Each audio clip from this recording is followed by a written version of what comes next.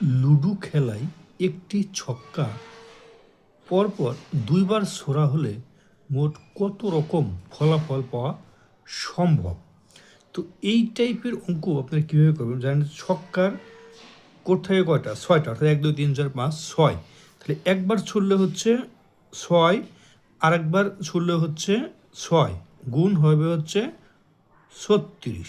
এটার উত্তর হচ্ছে 36 গ। কিন্তু কীভাবে 36 এটা বোঝার সময় অনেক সময় কষ্ট হয়ে যায় যে কীভাবে এটা 6 6 12 হওয়ার কথা, কিন্তু 36 কেন হচ্ছে।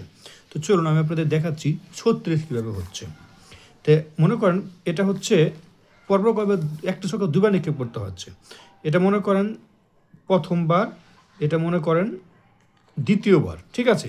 তো একটা ছক্কা নিক্ষেপ করলাম প্রথমবার নিক্ষেপ করে সেটা 1 পড়তে পারে। আবার আমি যখন ওই ছক্কাটা আবার নিক্ষেপ করতেছি তখন সেটা 1 পড়তে পারে। একটি ছক্কা দুইবার নিক্ষেপ করতে, পরপর দুইবার নিক্ষেপ করতে বলছি, মাথাতে রাখবেন।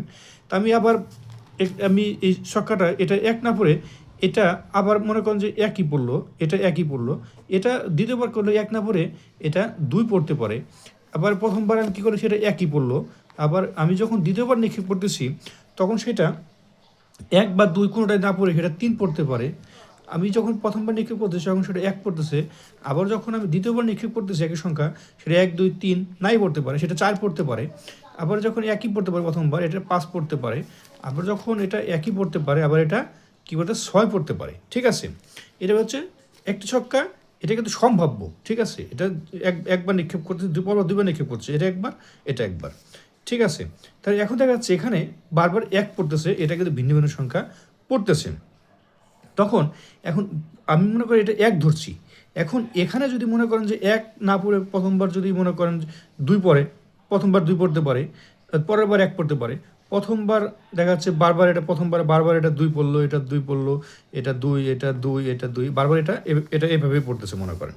এটা 2 পড়ার পরে পরের আবার যখন এটা হচ্ছে, এটা প্রথমবার করলে 1 পড়লো, এটা কয়বার হলো? 6 বার। আবার 2 পড়লো কতবার? আবার যোগ হচ্ছে 6, আবার এটা 3 3 3 3 3 3 পড়তে পারে, যোগ 6, এভাবে 4 5 6 6 6 যোগ করলে হচ্ছে সেটা উত্তর 36 হবে। এদের উত্তর হচ্ছে 36। আশা করি বুঝতে পারছেন। ধন্যবাদ সবাইকে।